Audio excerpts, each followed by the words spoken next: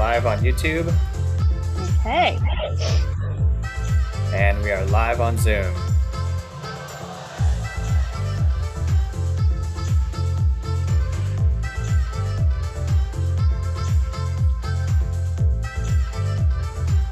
Welcome everybody who is joining us this morning. Please introduce yourselves in the chat. Make sure to change your setting to all panelists and attendees.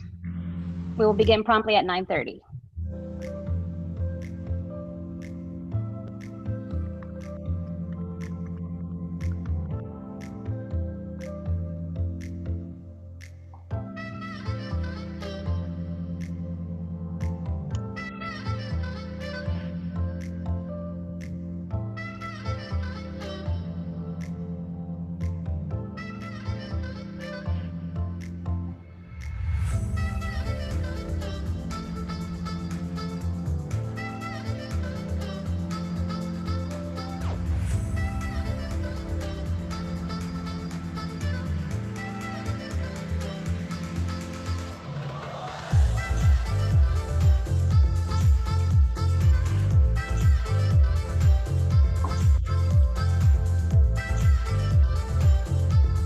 Hello to everyone who's joining us. We'll begin in about another minute or so. Please introduce yourself in the chat. Make sure to change your setting to all panelists and attendees.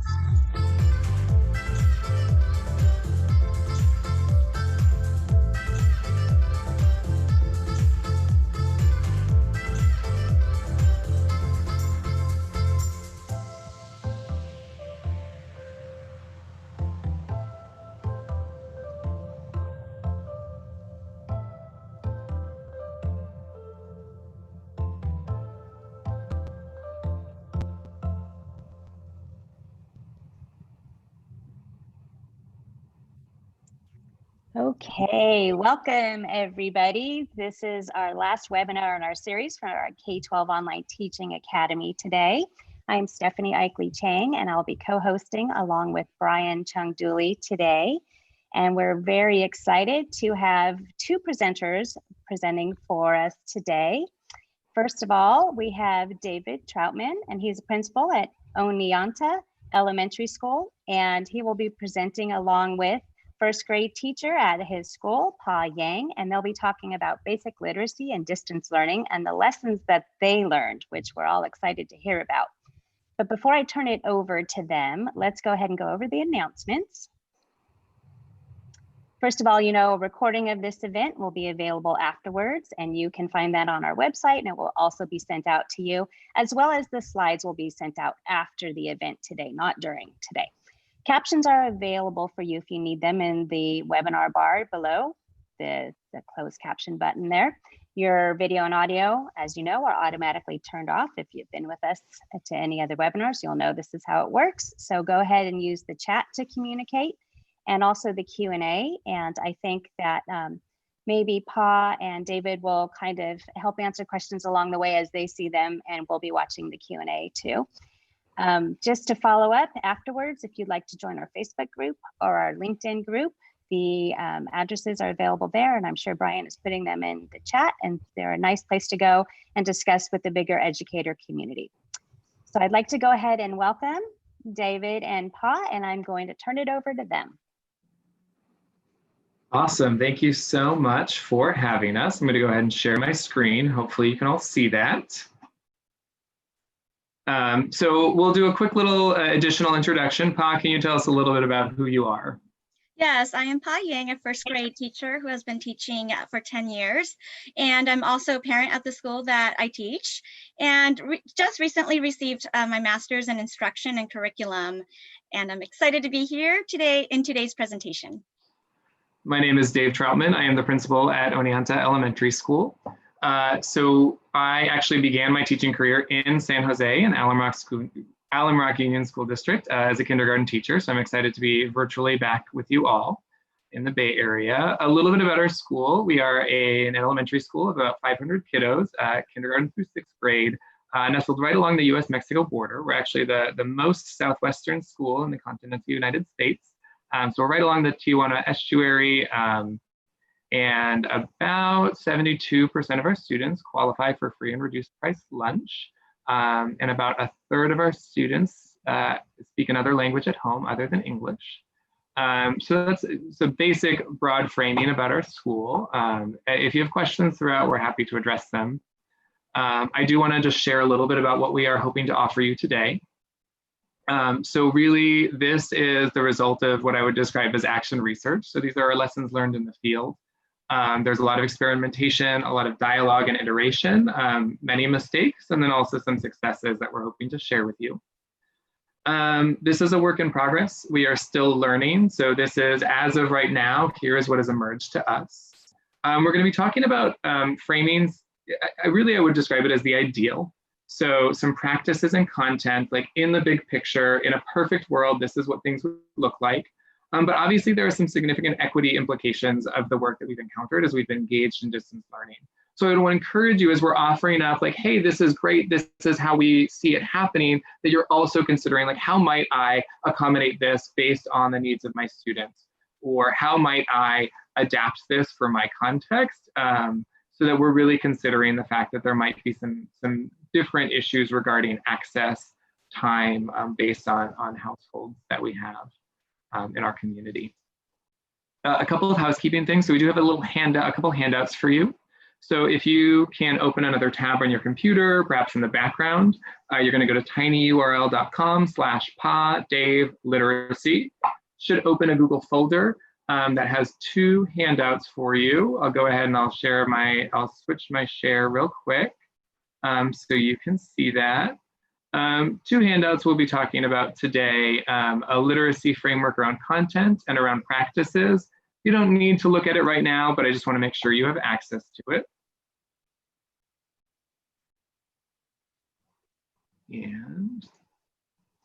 And another thing, we're going to be doing a little bit of interaction with those of you who are live here in the audience. So if you can, we'll do a quick practice right now. Take out your phone. You're going to go to the internet, a browser. You're going to go to menti.com. That's in the yellow over here, MENTI.com. And it's going to have a screen like the one that you see right here where it says, please enter this code. So I'll give you a moment to go to menti.com. And we're just going to practice using that. We'll use it a couple of times throughout our presentation. So I want to make sure we all know how to use it. So you're going to go to menti.com again on your phone. And I'm going to ask that you type in the code with no spaces, 982462, and answer this question. We want to get a sense of our emotional states right now. So which of these, if you don't have a smartphone, totally fine. If you do have access to one right now, you can also do it from your web browser. Phone is sometimes easier if you're trying to toggle back and forth. So some of you might be excited that it's finally summer. Some of you might be freaking out about next year. Seems that that's the trend right now. Some of you are just really trying to focus on your health, and others are been on many, many Zoom sessions and you're just zoomed out. We'll give you a moment and we'll try and be sensitive to that as we're going through the day.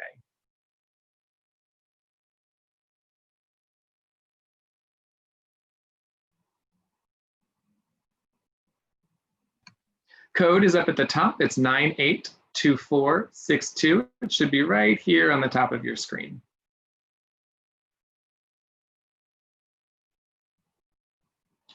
All right, so people are freaking out. I think I'm going to acknowledge right now one of the challenges we're going to face is when you're freaking out, the last thing you need is a bunch of information, and that's what we're going to give you. So rest assured you can access it later. Our hope is to really make this presentation as accessible and concrete as possible for you all. And I appreciate the big focus on health as well. We know that California is facing a number of outbreaks, and so we want to make sure that we're being safe. I'm going to go back to my screen. We're going to do a couple of other housekeeping announcements.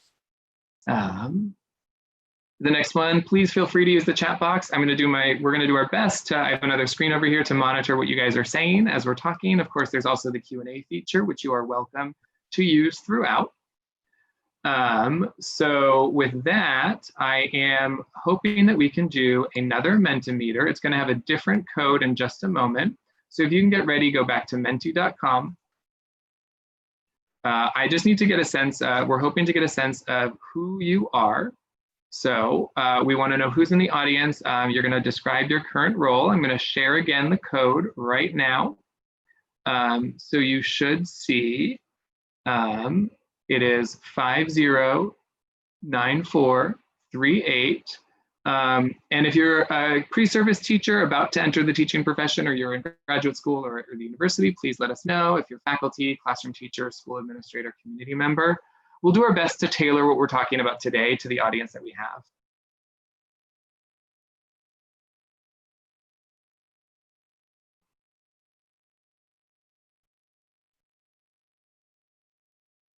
Alrighty, I am seeing a strong trend towards, it looks like we've got a lot of practicing classroom teachers, as well as some new teachers and some graduate students. So we've got a really nice mix here. So I think what we'll assume is that as we're talking about this, there is some solid knowledge of classroom instruction. So we'll keep that in mind as we're engaging. This is a good sense of what's going on. I'm gonna go back to my screen. So Pa, can you tell us a little bit about the structure and what we're talking about today? Yes, so the structure of our presentation is the content in which we're going to be focusing on phonics, reading and writing, and then the key learnings and practices, which are maintaining relationships, structure and choice, growth and progress, responsive instruction, and parent partnerships. And I want to emphasize here, we're looking at these two aspects that are really inseparable, and you could probably add in a third circle to the Venn diagram that is hard to see around technology. And I want to really emphasize it's not about doing a read aloud alone. It's about thinking about how our practices and our content work together to advance student learning. So we're going to today provide lots of different examples of both this sort of beautiful ideal and then the reality of like what this looked like in practice. We're going to talk about these practices not as an exhaustive list, but rather as 2 to 3 key elements that we boil down in our conversations about what has emerged as most important during this time. And it's really, the format is going to be me interviewing Mrs. Yang, who is our true expert here from our school, sharing about what we have learned. So a quick overview of the content. Mrs. Yang, when we're talking about instruction and literacy, can you talk about what we're talking about here for phonics? Yes. So building basic literacy routines ensures that learning is done in the primary grades.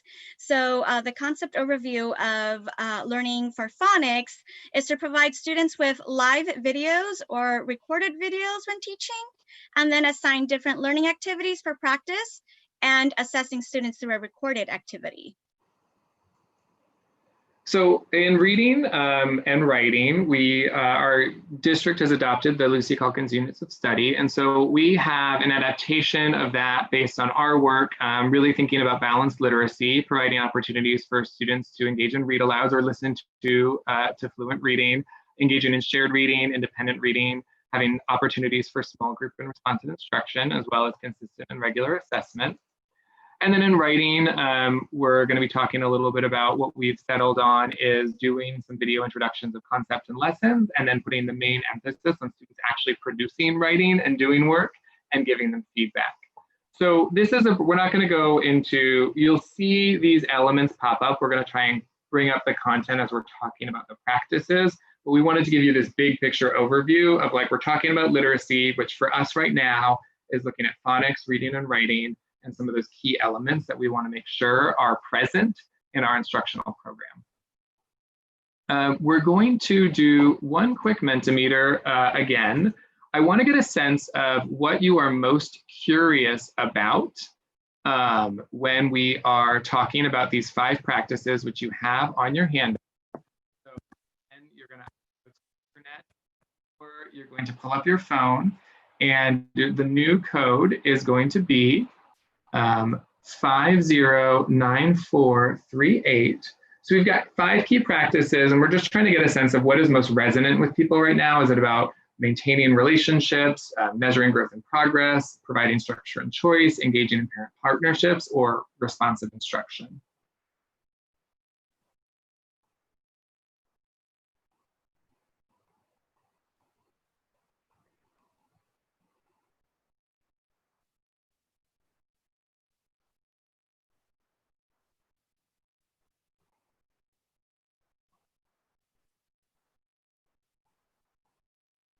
Alrighty. Well, we're in luck because the two at the top, growth and progress and responsive instruction, kind of go hand in hand. So I see that there are some emerging patterns here. Alrighty. All right, I think that gives us a good sense of how we want to focus. We've got about 70 responses right now. So we'll go ahead and jump in and we'll keep this in mind. Again, feel free to include questions as we are going throughout this. It seems like responsive instruction is popular. Mrs. Yang, can you give us a broad, high-level overview of the types of tools we might be using? Yes, so through distance learning, I realized that these are some very engaging tools that I use with my students and families in order for us to communicate well together. Seesaw is encouraged for an online platform in which teachers can assign activities and then students respond through creating a digital portfolio. With Google Meet, it's just like a Zoom in which teachers and students meet synchronously in large or small group settings. And then Class Dojo is an app used to help keep communication between teachers and parents. Thank you. So we'll jump into our first key learning. It seems like this was sort of our third most popular interest group. So fundamental to any sort of classroom instruction, whether it's in person or digital, is that relationships are really grounding it. So in order to maintain a productive learning environment, we need to have strong relationships. When we thought about key practices with this in terms of literacy, we honed in on selecting texts that are relevant and meaningful to students' lives, making sure that we provide opportunities for dialogue and communication, and making time to connect with each child. So Mrs. Yang, when we're thinking about selecting texts, obviously there are a number of spaces we can do this, from our read aloud to the shared reading to the small groups. Can you talk a little bit about your decision making as you engaged in selecting texts and making sure that that helped foster relationships?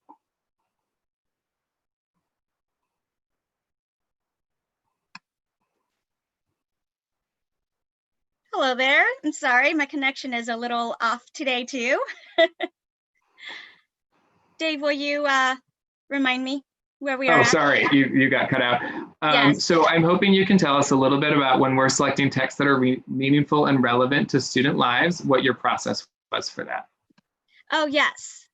So as I'm thinking through with the class and this, the changes that students are having at home, I thought about creating read alouds that would connect with students. And so one of the ways I maintained relationships was to provide these read alouds where they can focus themselves and take time to find activities from the books that would support the healthy mindsets. And one of these books is The Good Egg that provides that. And then as political issues arose around racism, I considered the age of my students and provided a read aloud of Same Difference, which is my purpose was to plant a seed about equality. And then furthermore, doing shared readings and small group readings allowed students more opportunities for discussions around content and experiences. And I think what's really important is just considering who your students are and what their needs are. We're going to see a few things throughout the day where we get an opportunity to sort of peek behind the curtain and see what's going on in students' lives, and tuning into that as a form of assessment in order to select text is absolutely vital. In terms of engaging in dialogue and communication, obviously all of our synchronous learning opportunities, so when we're coming together through shared reading or small group, is a space for that. Can you tell us a little bit more about how you engaged in communication with your students?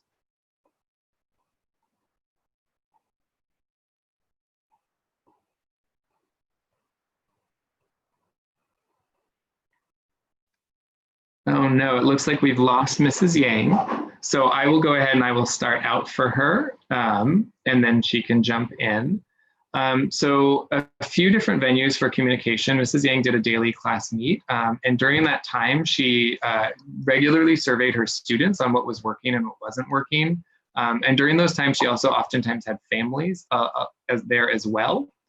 And so one of the benefits there was she could get a sense from students, like, is there too much work? Is there too little work? Is it just right? And also get the parent perspective and just have creating a regular space in addition to these curricular elements for open dialogue around what the curricular experience was like for students. Additionally, Seesaw was a great way for students to provide feedback, either through producing work or sharing information with Mrs. Yang.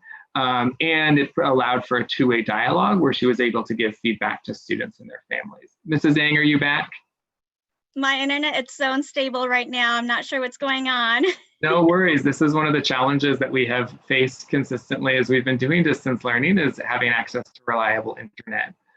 So Mrs. Yang, I did a rough overview of this. If we want to go back to it later in the conversation, we can. Let's go ahead and jump into connecting with each child. I want to start with just some of the content areas. Independent reading and monitoring what students are reading and engaging with them on their independent reading is absolutely a fundamental way to maintain relationships. What are their interests? What do they care about? What is their life like? Look outside of school. Obviously, assessment and providing feedback is a fundamental way that we can connect, and engaging in those synchronous small group opportunities. Mrs. Yang, I'm going to ask that you talk a little bit about some of these tools and strategies that you've used. Sure. So other ways to maintain relationships with my students is to provide opportunities to allow them to express their feelings and wonders. And so I used a sharing schedule for students to tell about themselves, since this was something many of them wanted to do. And then it was also a way to engage students in attendance and participation. And then furthermore, I encouraged students through consistent feedback, and that was through Seesaw by providing feedback through the comments with their activities that they finished and turned in. And then to provide encouragement also through live meets.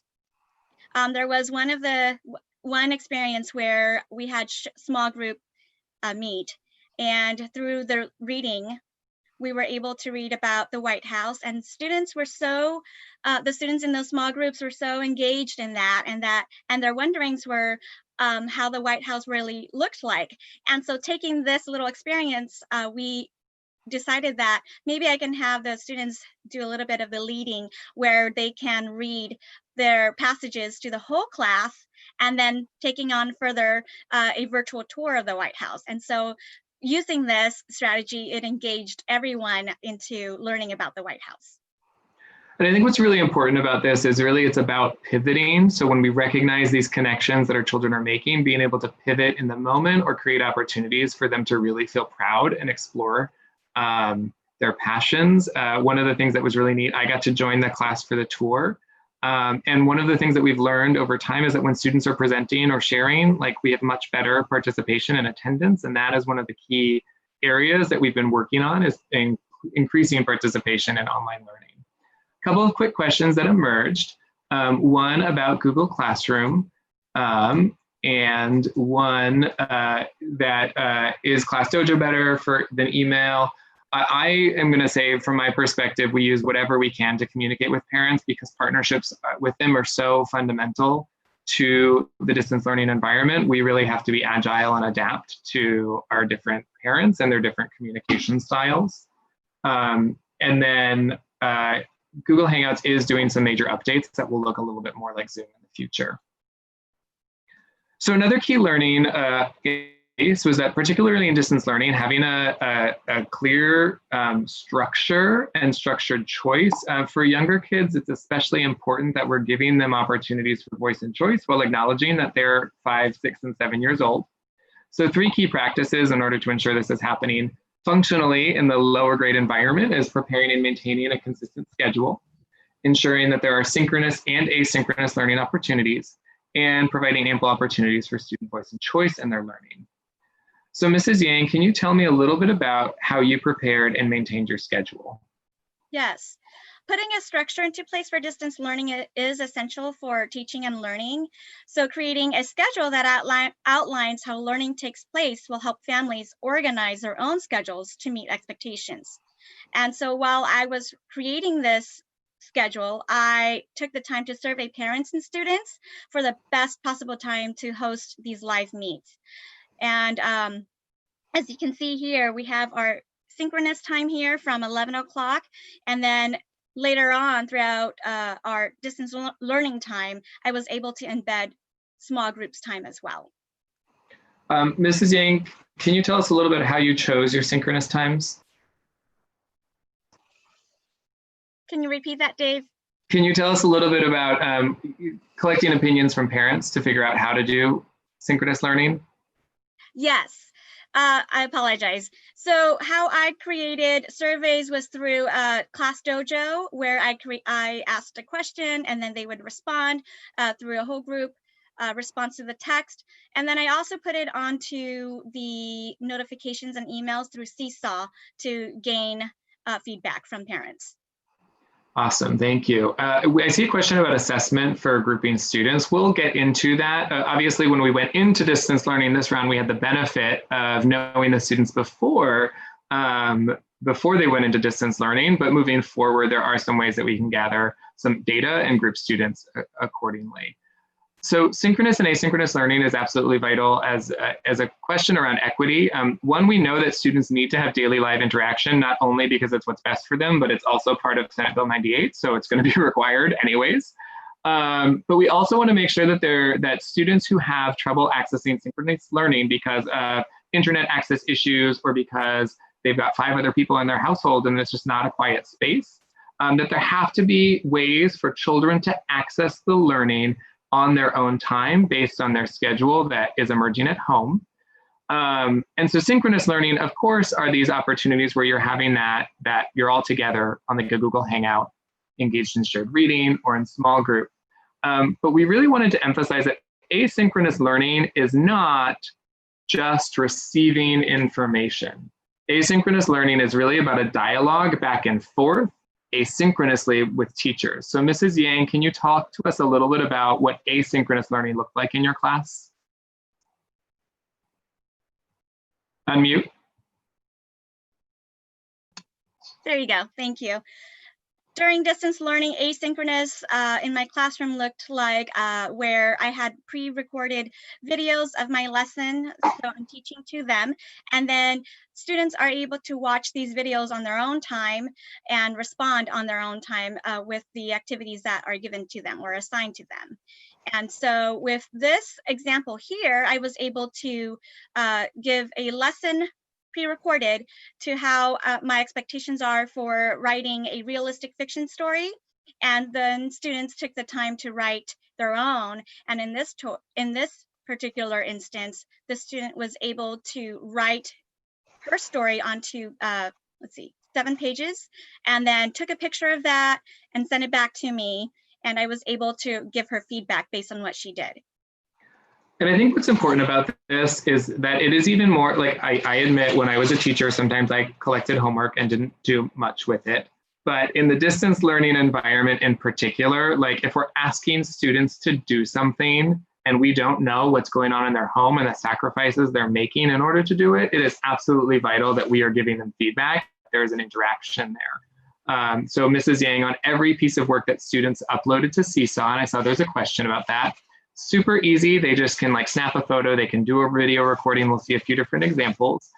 We are engaging with them in that. So it's not just I'm going to watch a video on writing, but like there's an expectation that I'm producing some work and that Mrs. Yang is going to hold me to the expectation that as a first grader by the end of the year, I should be including dialogue and feelings in my story. I am showing, not telling. So we also want to provide ample opportunities for voice and choice. Now, obviously, independent reading is a time where students can choose what they're reading. They can choose how they're reading it, whether they're doing a physical book or reading A to Z or epic books or some other platform for reading.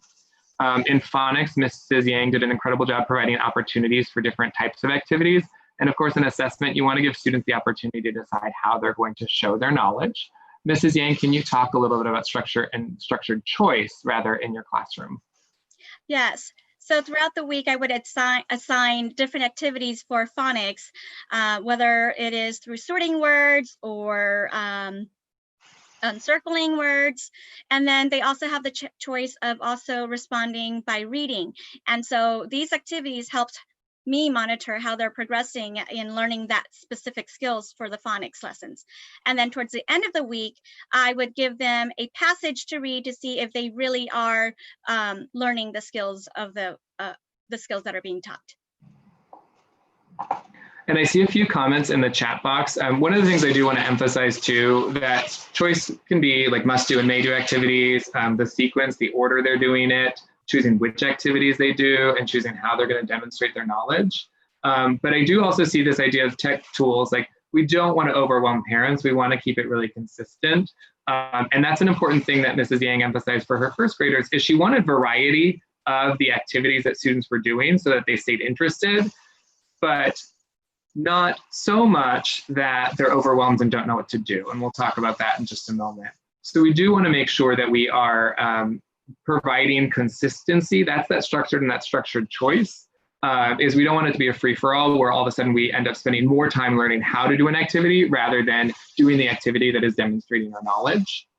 I will also note, Mrs. Yang, you use Screencastify for your pre-recorded lessons, is that correct? I use that, and then on Seesaw itself, it provided me to record videos as well. And so if they were within 10-minute lessons, I use that app instead. So one thing we want to remember, particularly for our kindergarten, first grade, and second grade learners, is that students need a lot of clarity. Can you talk a little bit about that, Mrs. Yang? Yes. So the students in my classroom have very dynamic skill sets. And so I wanted to make sure that I am able to reach out across to all students. And so while creating these activities, I want to make sure that my instructions are clear through written and then recorded, like a voice record for them to hear and listen to. I also provided templates that they can work on for their activities, and then even providing an example of how the finished product might look like will also set the expectations for them. Awesome. I did see a curricular question. So we did guide our reading and writing through the units of study from Lucy Calkins. We have adopted the units of study in phonics for reading and writing. As we went into this previous round of distance learning, we made the decision to provide a mix of activities, identify what students still needed to learn in order to be ready for second grade. And that's how Mrs. Yang determined her phonics activities. Moving forward, we're going to be thinking about blending that together. But I think what's important, particularly for distance learning and any curricular program, is we can supplement to address the needs that are emerging for our students. And that's fundamentally important, that we're not going to necessarily supplant or replace a curriculum, but we are thinking about responsive instruction means I'm tuning into whether my students need more practice with our controlled vowels and providing additional resources. And again, giving that choice for those students who need it, they can do it, and those who don't necessarily have to. So that goes really nicely into tracking growth and progress. We want to, again, honor students' time. So we're monitoring all of the assignments that we give them and providing real feedback, conducting running records, and I'll hit up that question about grouping students after that, and then reviewing digital reading logs, which I'll present a little bit more about. So Mrs. Yang, when we monitor assignments and provide feedback, obviously we're looking at their independent reading work. We're looking at every single assessment that we give, and I'm saying assessment really broadly in terms of like any sort of work they produce is a form of assessment that we can use formatively, and then of course the activities that they're doing in Seesaw. Can you talk a little bit about how you monitor and provided feedback? Yes, so through Seesaw, I'm able to, again, make choices in what to assign the students. It can be practices such as this one where it says I can type words of AR, and then moving forward into the week, I will give them something like this passage as Barb the Shark. And what the students do is they pre-record themselves reading, and I take that into consideration as an assessment for the next steps in my teaching. Let's go ahead and listen to this student.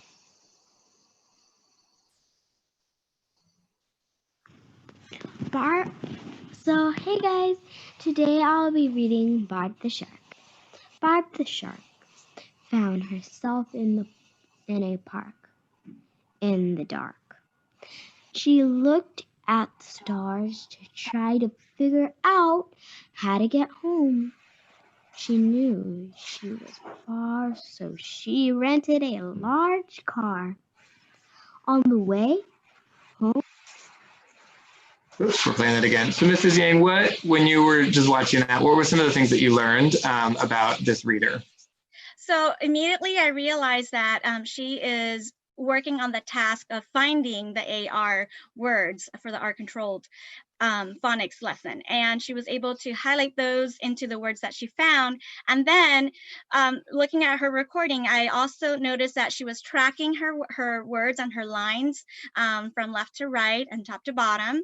And I realized also that she was able to decode very well. Something that I would work with her on, a next step is to ask her to work with her on reading smoothly and fluently, so that way it flows all together.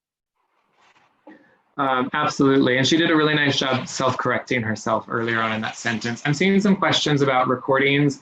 So we previously when we went to distance learning, we did our best to make sure that every family had at least one device at home. As we go into the upcoming school year, we are making sure that we have one-to-one devices for students. The student recorded her work in Seesaw, which has a number of different, you can draw, type, voice record, take pictures, or record a video.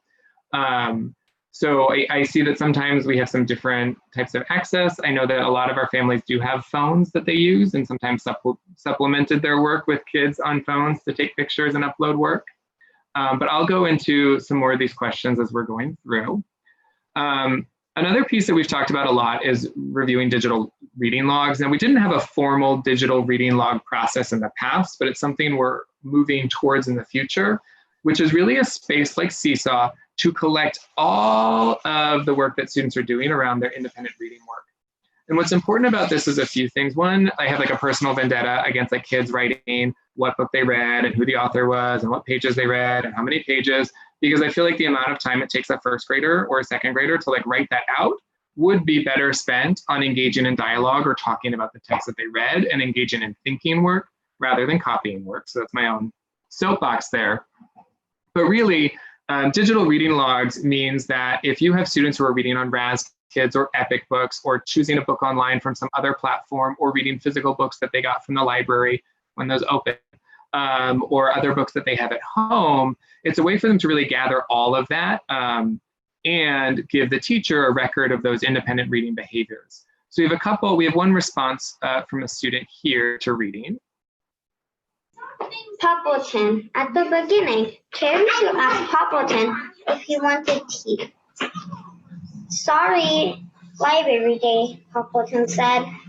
At the middle, Poppleton went to the library. He brought all the things he needed.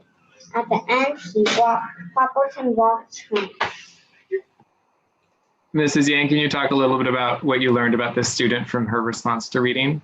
Yes, one of the goals or objectives of this lesson was that students are able to tell me the plot of the reading. And so through a read aloud, I had pre-recorded a read aloud for them. And then the response was, will you be able to provide me what you learned from beginning, middle to end? And so this student was able to show that clearly through writing and then reading her own writing and then recorded her response. So I think what's important about this too, and I'm trying to jump back and forth between the questions and the chat here, is that really particularly in the distance learning environment where you're not getting to circulate the room as students are engaging in independent reading and you're not able to do those one-on-one conferring or conferences that you might do if you've got like 20 kids in a room and you're sort of going from corner to corner or wherever they're cozy.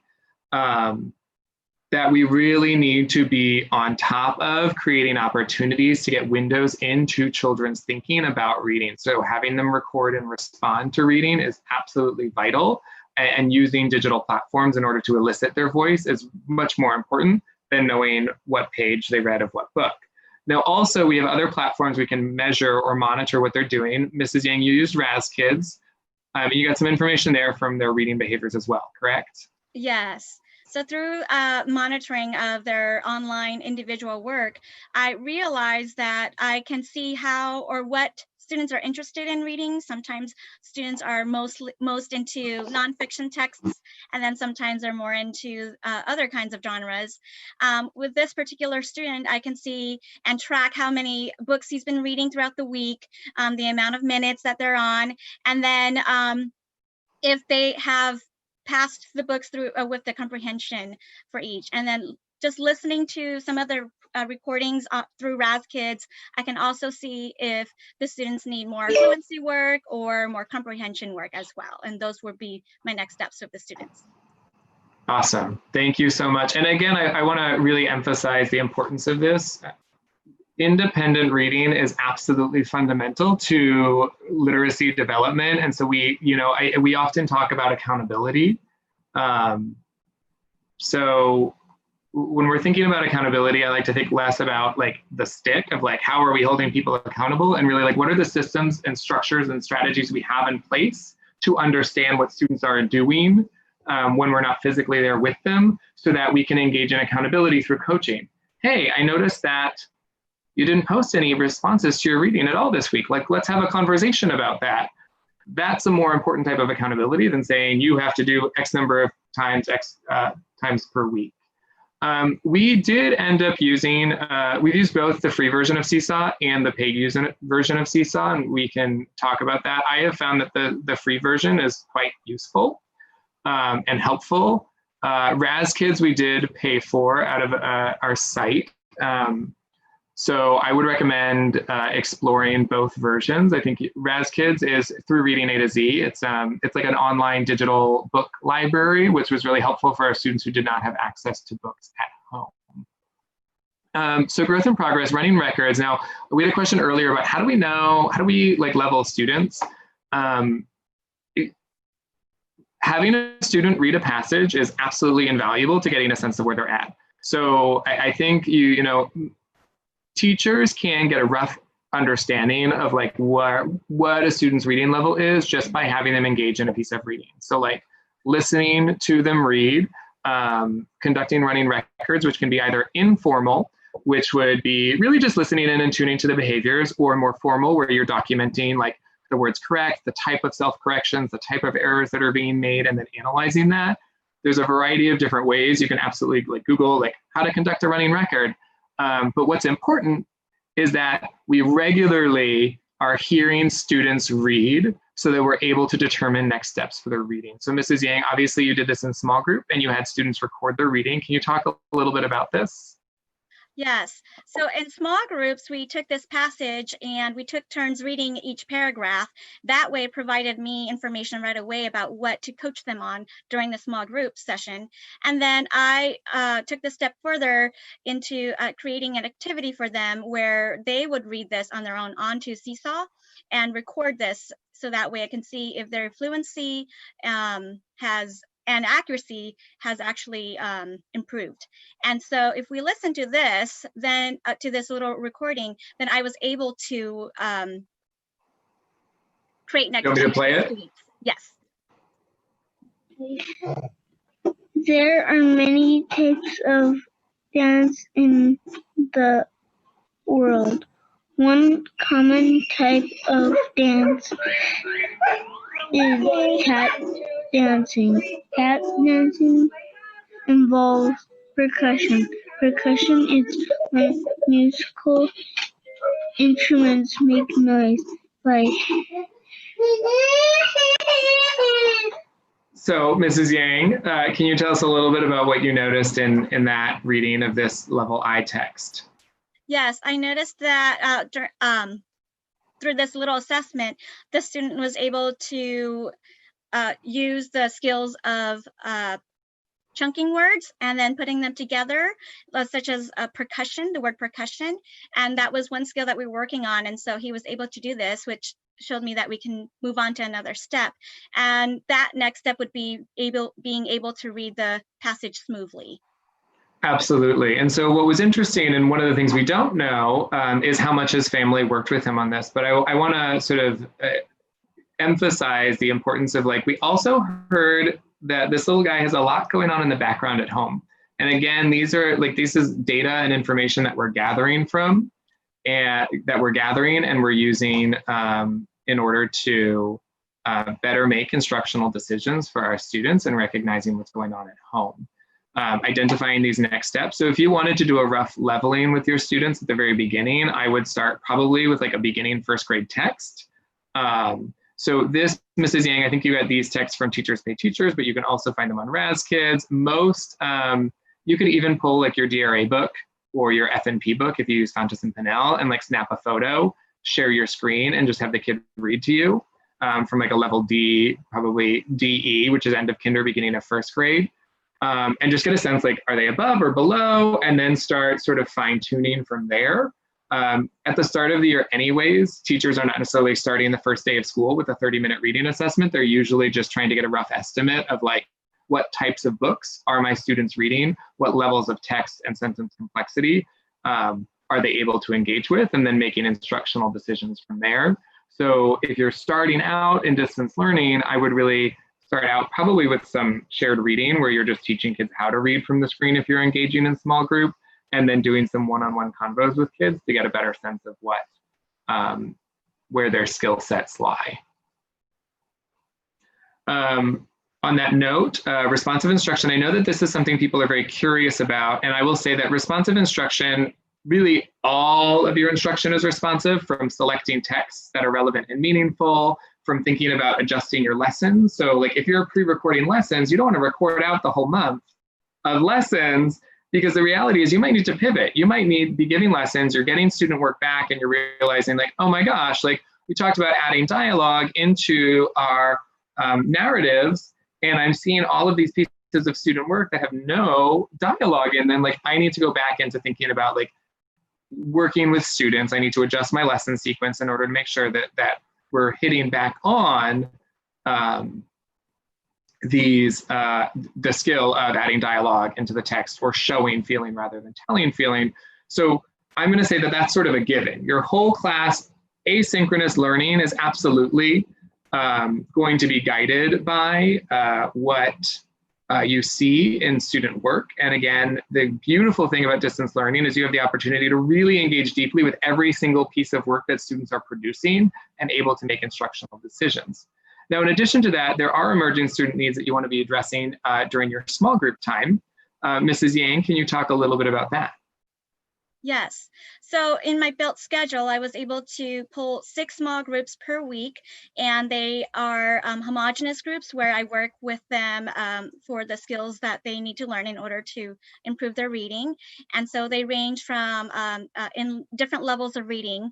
And through these small groups, I was able to see their fluency, their phonics, their accuracy, and then even comprehension. I was able to use, again, the passages from Teachers Pay Teachers, and then ebooks from RazKids as well. Now, Mrs. Yang, I know that you worked on a variety of different things, from phonics to fluency to accuracy to comprehension. One of the things too that I want to emphasize about the importance of the synchronous time to hear students read is that then you get a more authentic look at their cold reading behaviors rather than their practiced or rehearsed reading behaviors with families. So every child has different access to levels of support at home, but one of the challenges we've encountered with recordings that students do is sometimes they've rehearsed them many times with their families in advance, and we don't really get an authentic look at what their reading behaviors are. And so the small group time is, again, an opportunity to window into their thinking around that. And of course, it's a time to connect with students and target instruction. I'm just checking monitoring these. I'll answer some of the questions about privacy probably in the follow-up. So small groups are absolutely a vital part of instruction. And this is, again, going to be emerging from what you see. And then this is the opportunity for students to practice skills at their level. Now, another important thing that I want to emphasize about Mrs. Yang's synchronous small groups is that there was asynchronous follow-up. Can you talk a little bit about that? Yes, the asynchronous follow-ups are the activities that I would post. And so let's just say that if we finished reading a passage together, they would go back and record themselves reading that and then answer the questions. And what I would do is, again, check for fluency, and then most importantly, the comprehension piece before we move forward. Absolutely. And so again, when we're thinking about small groups, we do have a synchronous time, but that doesn't mean that the work in small groups ends at the end of the synchronous time, that there's small group follow-up throughout the week. So even if you have one meeting, that's not necessarily only one day where they're getting work at their level, there's consistent follow-up throughout the week that is really tailored and targeted towards these groups of students. So another thing that is just the reality of the situation that we're in is that some of our families and students need us to tailor the instructional program to accommodate constraints at home. So one of the things that we worked on was really communication. We talked about this briefly earlier, but when students were, for whatever reason, not participating in online learning, or we were not seeing them, I monitored that from my perspective, and I would reach out to families. I found that text messages was actually the best way. Not everybody always listens to my voicemails. Sometimes they get the all call and it's like the same start and they're like, oh, it's Dave, I'm gonna hang up. So it was really nice to actually, when I have like a really concise message, like, we have not seen your child, we are worried. Families were really good about responding to that. And they come with really painful stories about losing their job, about going back and forth between homes, about limited technology access. We had families that were living in Tijuana during this time because they couldn't afford rent when they lost their jobs. And so there's these complex factors going around, and we really need to be adjusting and speaking with our families. So Mrs. Yang, can you talk a little bit about some of the accommodations you made and why? Yes, so in families that have difficulty with balancing so many factors in their lives, I have to look at the priorities. And so in a situation where students are having difficulty sharing technology or tools, I ask them that to have a live meet with me every day would open up a line of communication and just to double check on how they're doing and their healthy mind and setting that healthy mindset. That was one way that I encouraged participation with the students. And then in other ways, if parents have difficulty with receiving online access or to the internet, we provided paper packets that they can do at home instead. And obviously there are benefits and challenges to learning online or using a paper packet. I think, the reality is we also had families who said, I don't want my kid on the computer that much. And we need to, ultimately our responsibility is to provide adequate and, not even adequate, provide a high quality education to our students. And we really have the responsibility to adapt. And it does require teachers to do a lot. And Mrs. Yang is a great example of someone who's gone above and beyond for her students. And there's situations that our families can't control. And so I do think it's important to just have empathy and care for our families. I think it's really easy to slip into that deficit thinking about the families we see not participating or the students that are not participating, and really reframe it around the tremendous adversity that they're facing and how they are overcoming that and how we need to be partners with them and really identify what's important. Now, for me, from the administrator perspective, I will say that my number one requirement, the number one thing for me is safety, followed closely by learning. And as far as safety goes, I need to know that each of our students has a connection to a trusted adult outside their household, right? Schools are safety networks for our children who live in precarious situations at home. And it is absolutely vitally important that above all else, there is somebody that our children can talk to outside of their household. And so that for me took priority when I was having conversations with teachers about what the priorities should be. It was I need to know that they can communicate with you and that there's a place for them to do that, more than I need to know that they're doing independent reading. And that's a conversation you can have with your administrator or with your colleagues, but we really need to hone in on what is most important and how we're sort of deciding, after we know they're communicating, what is then the next most important activity for them to be doing to maintain their learning. Obviously in the environment last year, a lot of it was emerged and there weren't the same sort of systems. In the new coming school year, we're going to have different sets and systems of accountability, but that still is going to require us to be flexible and accommodate our student needs and our family needs. And really we are the counselors, not just for our students, but for our parents. On that note, I think even more so for kindergarten, first grade, and second grade, we have to establish clear parent partnerships to ensure that every student is getting what they need. As students get older, they're able to do a lot more independently than they can when they are younger. So, and there was some questions about tech training earlier, we're going to get to that. So absolutely maintaining consistent communication with families is a key practice here, creating resources and cheat sheets, and then orienting and training our families, which was a learned mistake that we made. That is a next step we're going to follow up on. So Mrs. Yang, can you talk a little bit about communication? Yes, I built a lot of communication with my parents through Class Dojo, sending texts almost every night actually, and keeping in touch and having that open line of communication. And so again, these texts can be sent through whole group settings or to personalized groups or families. And then I also posted these similar texts through Seesaw, because there's an inbox where you can text and message back and forth as well. And so I gave these two platforms chances to communicate. And then along the lines, I also noted parent partnerships and parent support through the feedback and comments that I posted onto students' assignments and activities. So that was really important too. Like as parents were helping their students in the background, Mrs. Yang reinforced that behavior and thanks them for engaging in that. And so making sure, you know, again, we want to be leading with love and asset-based. And so celebrating the times that we really see these successful partnerships is really important to call out, rather than focusing on what people are not doing, focusing on what they are doing and making sure to communicate that back to them, because we have oftentimes no idea about what's going on at home and a very poor sense of the challenges and struggles that families are facing. And so it's important that we are that rock that is encouraging and supporting them with this. In addition to that, there is a variety of skill with technology that we encountered. Mrs. Yang put together some resources. Can you talk about that?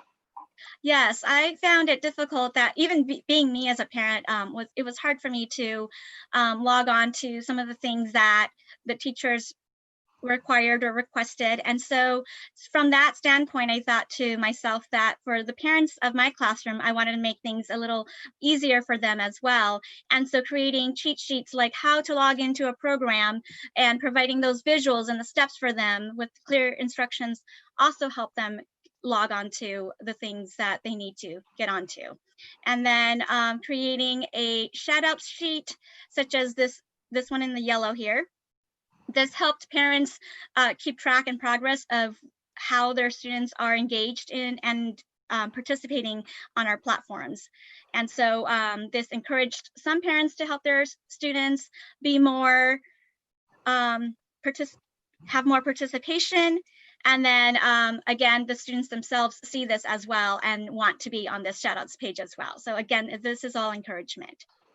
One tip I wanted to provide for parents and students to make their lives easier at home was to create login cards on a one-pager. So I took all of these apps with login cards and information. I put it all onto one pager, and then I sent it through email. Plus, I also printed them out and sent it to their addresses, their home addresses.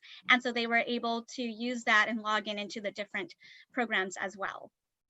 And I think this also emphasizes that we're delivering the content in a variety of different ways based on what is best for families.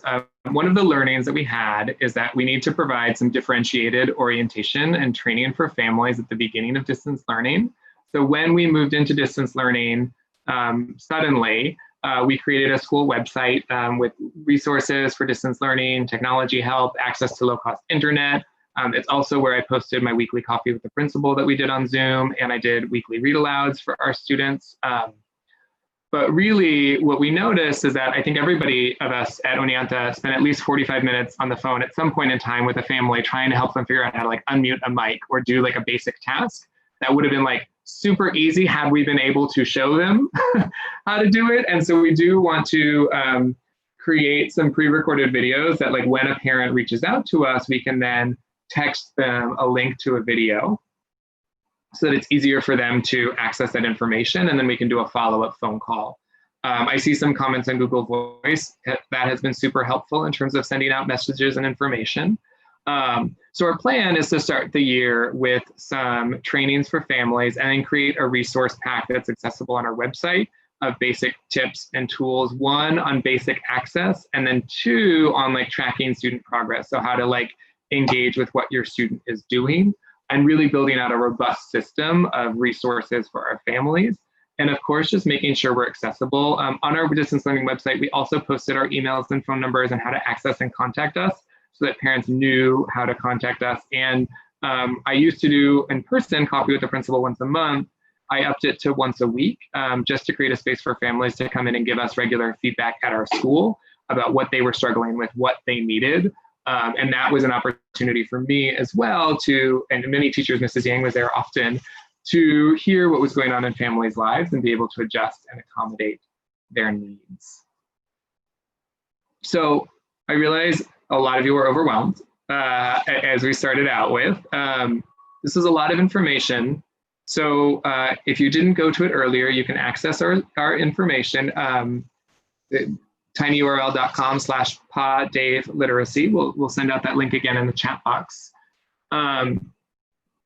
We really can't think about the practices in isolation from the content, or the content in isolation from the practice, and the tech tool is just supporting it. So we talked about Seesaw and Dojo and Google Hangouts, but really there are a variety of different platforms, and I promise you can adjust whatever you're doing for those platforms.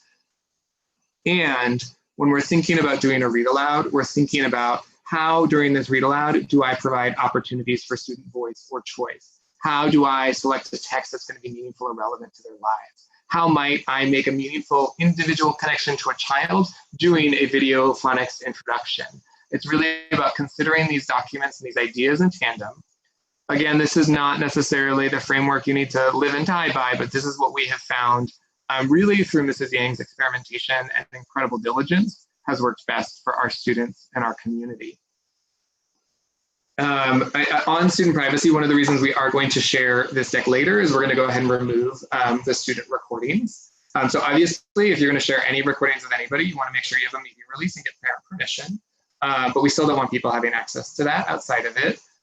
So really, I would refer to both your district policy, but also FERPA guidelines. So typically, you can't reveal personally identifiable information without signed consent. So there's a lot of so most of the platforms, some privacy issues that they're working on, but most platforms that are student interfacing are creating, making sure that they're adhering to FERPA guidelines so that there's not inadvertent access to inappropriate information. With that, we're not going to do a closing Mentimeter because we have like 20 seconds left. But some of the questions we thought about that you might want to consider is, like we talked about what we think is ideal, but obviously you're going to have to pick and choose and make some tough decisions based on individual circumstances. And I really want to encourage you all to consider the equity implications of those decisions. Finding balance. Mrs. Yang is like a mother and a teacher and like has a life. And so how do we find the right professional balance? Because we do a lot of work and it's going to ebb and flow throughout the week or the year. Thinking about clearly defining systems of accountability and defining roles, not just for students or parents or teachers, but also administrators. Like, what is my role in supporting the distance learning partnership is an important conversation that teachers and administrators need to have. And then also, again, I can't emphasize enough the importance of considering equity and the variety of situations that are going to be both sort of dealing with macro level oppressions as well as the micro level situations that are happening in households. That needs to be front and center with all of the work. Thank you so much for being here. We will be in the Q&A session later. Mrs. Yang, did you want to say anything before we sign off? No, but thank you for joining us today. Yeah, this was great. Thank you both. I loved that you had, each other to kind of bounce ideas off of and present, we presented very clearly together, and I appreciate that. I thank everybody who has attended our webinar today. And I invite you to join us in the discussion afterwards in the debrief session because David and Paul will be there with us. So we're going to go ahead and transfer over to there. If we don't see you there, stay safe, everybody, and take care. And Stephanie, real quick, when we send out the slide deck, we'll also include our emails if you want to reach out to us or ask any questions that you didn't get a chance to. Sorry, I'm volunteering your email out. But no, that's fine. We'll share information, so we're happy to follow up with folks if you're not able to stay. Great. Thank you so much. Okay, we'll see you in the next room. Take care.